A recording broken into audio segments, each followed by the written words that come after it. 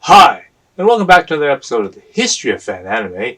I'm your host, William Chow. In today's episode, we're going to get into another classic episode where we're going to go through an old FAQ and go over the different details about fan trading and VHS trading and some of the customs that were used in fan trading. Okay, and of course, this is the lead up to the fact that I'm coming up with the concept of doing media trading.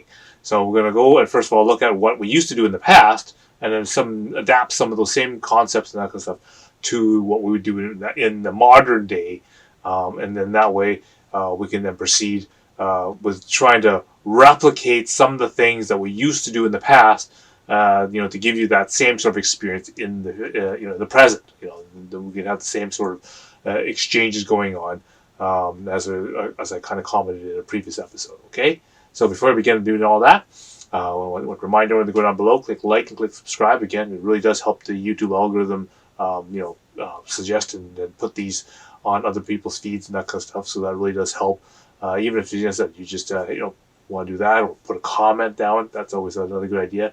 Again, if you're going to be interested in wanting to participate in doing some sort of media trading or some sort of sort of nostalgic kind of process, by all means. I'm starting a section on the Patreon where you can subscribe onto that, and I'll be posting all the information on that as well. For those who want to support me financially, those are the two avenues that I have available for you: the Patreon and the PayPal. I do also have the anime giveaway coming up at probably episode 350-ish.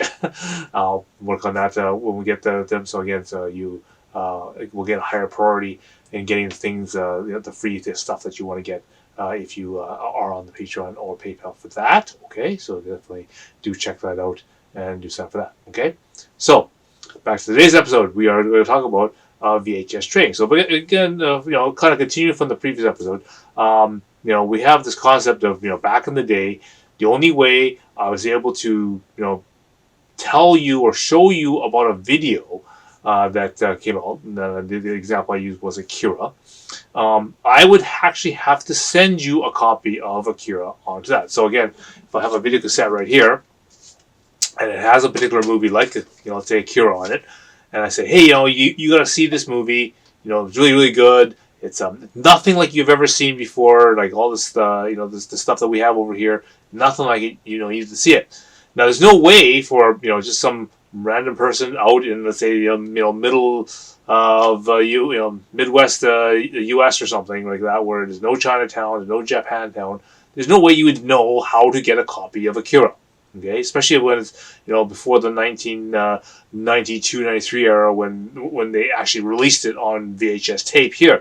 There was absolutely no way you would be able to get it. Right, you would have to contact a person that had it and then ask them to make you a copy of it, put it into an envelope, and then mail it to you.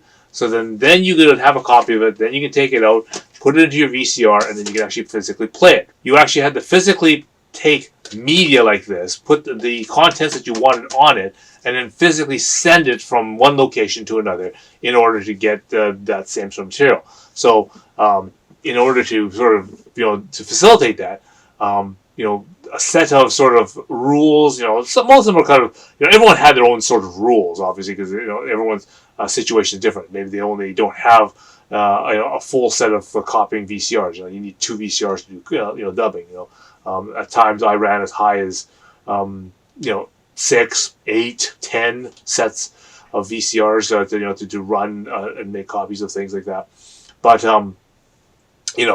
obviously people could obviously couldn't do that, so a lot of people put like limitations and that kind of stuff, and they had their own rules and that kind of stuff. And so in today's episode, what I wanted to go is go and take out some old letters and some old information and go through the processes and that kind of stuff that we had to do in order to initiate a VHS trade. Okay.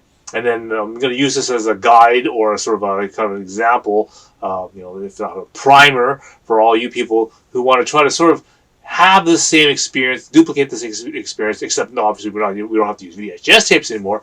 We can now use digital media, and so we can try to sort of simulate, sort of do that same kind of thing, and go through that same sort of experience of getting new things that you wouldn't have not probably would have looked at or even bothered with unless it was physically easy and accessible to you, right? Obviously, so we're gonna basically we're gonna give this a try. As I said, if you want to try this out or experiment again, get ready and be signed up on the Patreon so that when I post the instructions and give the complete rundown on that, I'll probably have to make a follow up video.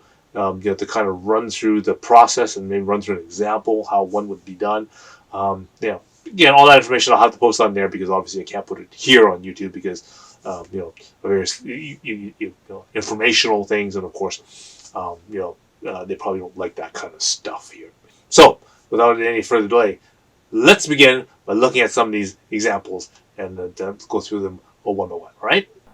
Okay, so I bring back the anime fan subtitles list, which was compiled by Jay Harvey and was distributed through recarts.anime. I've already done 3 episodes on this particular FAQ, going over all the various different fan clubs and that kind of stuff, the fan subtitles that are actually on this list. Again, you might want to go back and check out those episodes if you're interested in going and seeing through all the rest of the fan subbers that are on this list and see what kind of fan subs were out there as of 1994. So just still at the very, very cusp of the early age of when the commercial companies were just starting to emerge. But in this episode, we're going to go over the protocols. Okay, so this is like these are best sort of generic practices that would probably apply to most of the fan subbers and VHS traders out there. These are probably some of the most common rules that everyone has. Again, some people have more specialized rules and some more additional rules that you should be paying attention to. And again, everyone sort of is a little bit different, so that there are things to be added or subtracted according to who you're dealing with, right? But here are some general protocols that we can go through, and we're just going to go through the list here for them. Okay, so let's start going through the list here. So the first item on the list is it's best to contact the subtitler via email, telephone, or snail mail to tell them that you're interested in getting copies of their subtitles. For some subtitlers, it's required that you contact them first. Other subtitles have their address listed, so initial contact isn't completely necessary. But it's still recommended to do an introductory letter. It's very, very common. And then your tapes will be more likely to be done quicker and taken better care of when the person actually remembers your name. Okay, so it's like just some generic leech type of thing, right? So this concept is basically the focus is on introduction. Basically, these people, although they are trying to provide a service to the fans to help distribute this anime thing that's growing here. It's common courtesy to send them a nice introductory letter saying, "Hi, my name is William, and I'm kind of really new at this anime thing, but I saw your posting or your list or your information on this particular place." They tend to like to know that, right? We see where their advertising and that kind of stuff is going and how it's working, and just saying, hey, I'd be interested in getting some Orange Road fan subs from you, and could you please maybe give me some information? Is there an FAQ or like instructions type of thing? Because not all fan subbers are exactly the same, and of course, even though we're talking about a FAQ right now, it's not clear to the other person that did they actually read this FAQ? Are they familiar with how this whole entire tape trading process works? It's good to have that first introductory letter, email, whatever it happens to be, just to kind of let people fill in. And then usually what the fan subber will do is they will mail back their instructions, their FAQs, like, okay, yep, here's, and more importantly, a list of what they have. So maybe they have they're doing lots of fan subs and they're constantly updating the list, because maybe an FAQ or whatever like this, for example, this J. Harvey's FAQ may be out of date by the time the person actually wrote you a letter. So maybe there's a whole bunch of more titles on it that you may be interested in, right? So usually, so what a fan sub will do is then they will mail you back with the instructions. Maybe they'll mail you back a list, give you some various different options for maybe like shipping and whether the buy tapes or whatever. That sort of option is up to then you. Maybe they have some special payment things like they will accept personal checks, or they'll don't send cash in the mail, things like that. All that kind of instructions will be given at that particular point. Okay. The second item that they got on the list is follow the rules, if any, that the subtitler or distributor has set in order to get copies. Breaking of any of the rules will decrease the speed in which the copies are made and possibly offend the dubber or subtitler. Okay. And what this basically means is that sometimes people have special requests, like I would I want to try to save money. I want everything recorded in 6-hour speed, right? And some people just don't do that, right? I only want this title here and this title over here, but they're on two different tapes. Can you kind of mix them and put them back on the one? Again, a lot of fan subbers at that time didn't want to do that because it requires you to to do rewinding and fast forwarding. It requires it's more time intensive, right? And when you're doing tens to hundreds of different people, that extra bit of time it's just not it's just not an inducive thing, right? It's so a lot of the rules and that kind of stuff that I remember that I had done things like there'll be no mixing and matching is usually is the rule, and that basically means whatever was on that tape that I have here, like that I list the list of on the list of tapes, this is what this tape has. When you get a copy of this tape, you will get everything that's on that tape, and that's it, right? You cannot say, I like the first title, but I don't want the second title, type of thing, right? It's just, this is the tape, you get it the way it is, you get it whatever speed it is, this is it, the end. Okay, on to number 3. If there are no rules given, follow these basics. So basically, not everyone, because not everyone's like big name or anything like that, and they haven't run across a lot of different problems. They don't have their own separate lists or instructions sort of made. So he has listed here some common ones that most likely everyone will sort of agree that should be at least the minimum basic that etiquette that should be taken, right? So 3A. Maximum 2 tapes at a time, unless permission has been given to the contrary, right? And I didn't really have a maximum kind of per se, but it came with the knowledge that hey, if you get a lot of titles, I'm maybe not going to do them all at once, and send them all at once, and do them for high priority, right? It's just impossible to do, and you get them when I get them, right? That's sort of how it kind of worked, right? But yet, a 2 tape concept was sort of maybe 4 tapes maybe, but to have a minimum like that is okay. Again, when we get into digital media, this will probably not play in a role here, but that's what we had to worry with when we dealt with VHS tapes. Number B. Do not send cheap quality tapes. The tapes brands are usually Sony, Maxell, TDK, Fuji. Okay, and this sort of applies all the way around, right? Like these are things that are going to be hard to get and hard to replace. So you want to have good archival quality media in order to make sure you preserve. Get the best quality copy possible. Now, I get it. People are trying to save some money and try to skimp here and there, but try to get away with as much as they can, because maybe they're starving college students or whatever, right? But the same kind of idea happens in modern day, right? You have to worry about the fact that you want to use name brand, media, okay? Because you don't want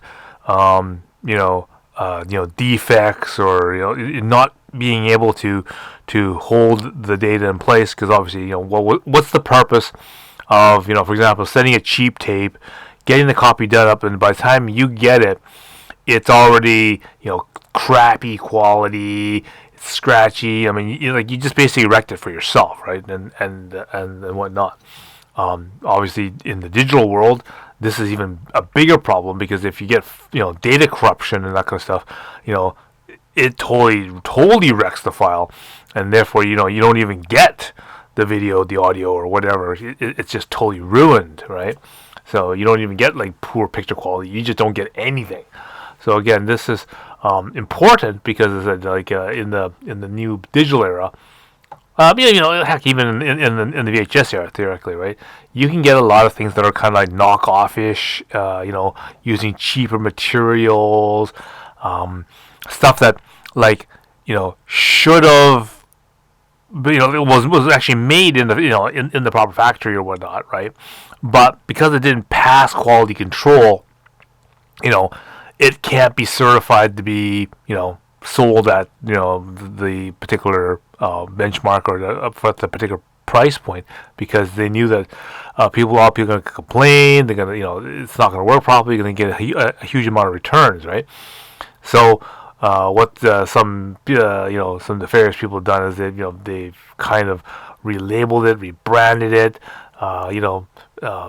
doctored, hacked it maybe, and they're putting it back out on the market as a knockoff or a fake. Okay, so you're still so they're basically ripping you off of the money that you're getting, because you're not getting the quality and the and the reliability that you would in a brand name.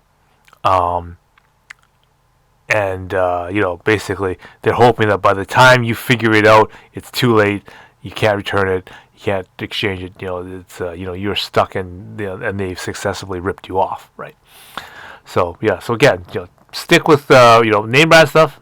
Buy from name brand places where you can you're assured that you have return policies and that kind of stuff in case bad stuff happens. Okay. C is write down exactly what you want on a post-it note or its equivalent on each tape. Exactly meaning what anime, what episodes, what speed, and whatnot. Okay, again, because sometimes people just send blank tapes, okay, or like new tapes, and there's nothing on them, okay, like that indicates who it belongs to. So because I mean, obviously, I'm shuffling through tens of tapes, in a couple hours, right? And if your tape just sort of falls off, or gets knocked off or off the table or whatever, or it just sits beside the VCR and for someone to take it off there, I don't know who it belongs to after that. Right? It's so easy to get mixed up. If there's no labeling or anything on that, there's no way I could figure out who it was, what you wanted on it, or anything like that. It's just there, right? Now again, if some people send in a pack of new tapes and that kind of stuff, and and all the labels are there, then I'll take the time and effort to write the address of every of the person and that kind of stuff that belongs to, so I know that once I finish dubbing it, then I can, all the information there is, okay, it's his, I'll send it out, no problem, right?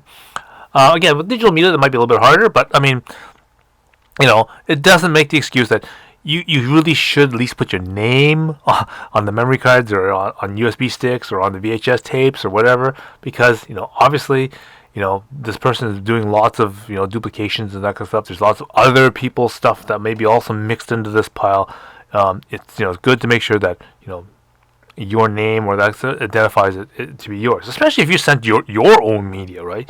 Because you want to make sure you get that same memory card or whatever back, or that same video cassette back, right? you want to make sure yours is unique enough that was set out. Okay. D.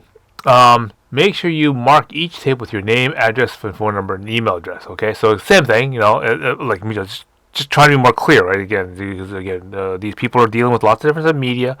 Um, if it gets lost or misplaced or left in the VCR or whatever, you want to make sure all your mailing information and that kind of stuff, and of course, what you wanted on it, right? Because that's another thing that they do. Sometimes if you put it in the VCR and it's been left in the VCR, you ask your question: has it been recorded, or is it just still blank? Well, you can press play and you can kind of sort of figure it out. Maybe they recorded the wrong stuff. Maybe they forgot to press record. Who knows? These are things that you need to know, and it helps if at least the media is labeled properly. Okay. Last one, or D, is put your tapes in a self-addressed stamped padded envelope. Make sure the postage is correct inside the other padded envelope and mail it. Okay. So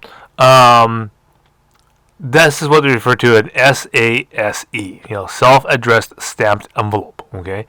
Some people required you to basically, here's my tapes I want you to record. In addition to sending the person the tapes, they're going to send them an envelope with their address and all that kind of stuff already on it, and sometimes even with postage stamps already put on it. So that way, as soon as you finish dubbing these tapes, you have an envelope already ready to go with your name and address, and even the stamps to the post office to send it. You slam it all into that envelope, close it up, take it to the post office or post office box even, and just throw it into the box. Right? You don't even have to wait in line and get new stamps or whatnot. Again, some people went this way because I'm in Canada and in a lot of places that I sent to were in the U.S. It's hard to get obviously Canadian stamps in the U.S. So a lot of people then in that sort of situation they sent like a personal check for the return postage, saying okay, here's $5 to send my one tape back to me. Here's I can't get Canadian stamps here. Can I send you a cashier check or a money order? Can I PayPal you? Can I email you? That kind of that kind of payment for the postage. That's going to be the main sort of thing. Make sure that is put in order. Okay.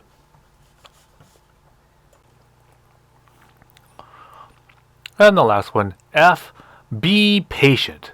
These people have put many hours of their time into creating wonderful subtitles for you to enjoy and making copies of them for free. Please show courtesy in waiting for your tapes. And this is just sort of a concept that, obviously, some of these fan subbers are, they're not very big operations and that kind of stuff. They don't have a lot of VCRs going. Or like myself, where I got a lot of VCRs going, but I just got tons and tons of people wanting fan subs, right? And sometimes it would take a week, and sometimes it would take a month, sometimes it takes multiple months, right? And then I get it. Some people find it really frustrating that you have to wait for a month to get your anime. Especially in the modern era, with the Amazons and everything like that, you start writing complaint letters if they haven't sent it out in 3 days, right? Or hasn't even arrived in like overnight or something, right? These sort of things, has definitely changed due to technology and that kind of stuff. But yeah, you have to understand, this is a lot of times these are like one-man shows, right? So only one person's working on this sort of process, and them to sit down and do all the dubbing, because I said when you talk back in the VHS days, to do 2 VHS tapes, you put in one tape, it's going to take 2 hours to dub just that one tape. He has to basically put it in, maybe set a timer or something, and he can't do anything with that or touch anything with that for 2 hours straight. And then that's just only the first tape. Then the second tape, he has to obviously take a couple minutes to swap the tapes out and whatnot, reload them up, press play record, and then he's gonna have to wait another 2 hours for that to record out and do all that kind of stuff. Okay, Okay, so obviously it does take physical time to actually do something like VHS tapes. In the modern era, if we use digital media, obviously we're just sitting there, dragging and dropping folders, from full and empty things. But again, because of the compatibility of machines and that kind of stuff, maybe one person's on USB 2 and another thing is on USB 3 or USB C or something like that. We're talking about different data speeds and that kind of stuff. So it might take a day or two or three or whatever to copy all the stuff onto your media. He's gonna throw it into the post office box or whatever, and put the stamps on it again. But if you didn't supply stamps, or you might have to go through the process of doing things like doing the cashier checks and all kind of stuff. Or in the modern era, of course, we're doing email transfers and PayPal, that kind of thing. That will definitely speed things up. Copy digital media is obviously faster. Our postal system using letters is obviously faster than as if we were doing parcels.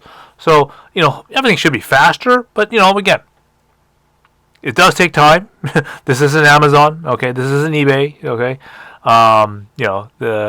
Sometimes, you gotta, be a little bit patient because obviously, good things, come in great packages. Just let the natural course of events happen for these type of things. Going over to a letter from, as you see, from 1992, and this is from a Joan Heberlin out of Richland, Washington, and he writes, "Hi, I saw your name and address at the last issue of the Rose Anime Hashin's newsletter. With a list of completed subtitle projects." Okay, so again, an introduction. This explains, hey, I got your name and that kind of stuff from a particular magazine that has, that had my fan subbing list already listed there. So they kind of had an idea of what stuff I had already available. And then basically comes up forth and says, hey, I'd really like to see some of these titles, and gives a set of different titles. He continues to write. He continues to write. These are all a favorite series for me. However, I'm not being able to understand Japanese limits most of my plots. It would be great to see these with subtitles. How do I get subtitle copies? So he's asking for information. What are the rules? Is there any particular procedures he needs to follow? Do you do tape trades? Okay, so maybe he hopes maybe we can do some trades. I send you some tapes, you send me some tapes, and then we get good stuff right here, right? Because some big names of Bruce Carlson and Alec Orrick, both very very popular and famous tape traders at this particular time. Now here's the important part. I have enclosed a listing of my available trades. So basically, he's giving me a list of things that he has. Maybe I see something that he has that I like, or maybe we can work out a trade of some sort, right? And then I'll skip to the end here, and he writes, I'll keep this short since you're probably working on another subtitling project. Of course, we're doing lots of stuff at that particular time, and we're doing lots of tapes and that kind of stuff through that process. But the most important thing is he writes here, I have enclosed a self-addressed envelope plus a contribution for postage, right? So basically, he's trying to make it as simple as possible to get the information that they need in order to get the fan sub trading VHS trade going, right? So he's included an envelope with already his address and everything on it, and all I have to do is I just have to tape my tape trading instructions, which I've already printed out many copies of, and I'll just take that, fold it up, put it inside the envelope, seal the envelope, and then throw it back into the mail, and then that person will get that information, and then with that, then they can decide what titles we're going to trade and what tapes they're going to use and all that kind of stuff. It's all going to be in the instructions, and this is a good example of how to initiate the tape trade. And so we look at the list of titles that they sent within this letter, right? As it says in the closed one, and you can see it's a it's a typed sort of list, highlighting the quality, the generations, maybe the time it is, things like that. Various different titles of TV shows that they're sort of working on, OVAs that they've seen, movies, and and whatnot. And then again, I was a pretty lenient trader. Like I get it because my collection was so large. I had most of what everyone had out there. Sure, there's some fan made stuff out there and some AMVs probably out there, and some obscure shows and that kind of stuff. There's probably all still out there. But for the most part, anything that I didn't really have a copy of, yeah, sure, throw on tape, send it to me. If I didn't have any anime, I was a big sci-fi fan. I collected a lot of stuff from TV shows, like series and that kind of stuff. I've always enjoyed disaster movies. Back then, of course, it was all about either things like Dante's Peak and Armageddon and all these kind of things. At that particular time, I was really interested in. Still, I am very interested in that kind of stuff. And of course, after we couldn't get any of those and that kind of stuff, then we started getting into the stuff that most people should have around, kicking around in their towns and various different smut places. That always ended up being a really common commodity because everyone was always talking that if you needed some place to put your money and you needed to invest in something, at the time, the Japanese yen was a pretty a popular thing that they always have. It's always one of those type of things that, universally, not everyone needed it, but it was always there. So if you had a little bit of extra, want to have an extra little bit of a trading possibility potential, collecting some Japanese yen was always popular. In terms of media and videos and that kind of stuff, the Triple X always is a very popular medium. Okay, and so sometimes they end up getting a lot of that stuff just because there was nothing else that we could put on those trades during the trades. So definitely that was a common thing that sometimes occurred when doing tape trades. All right. So I hope you found that really interesting. Is that this is sort of bringing you back sort of a blast from the past on how we had to do things, before the advent of the video stores and before the advent of actually a lot of these commercial companies releasing anime. So 1993 and before then even is when a lot of this stuff was happening. And I hope this gave you a better idea of what transpired and what was happening. And then, of course, then we can then try to replicate that same sort of feeling, that same sort of process in the modern era, and be able to for new people to sort of experience that and get that sort of experimenting joy or habit that you would that we did in the past. Okay, so be stay tuned for more episodes.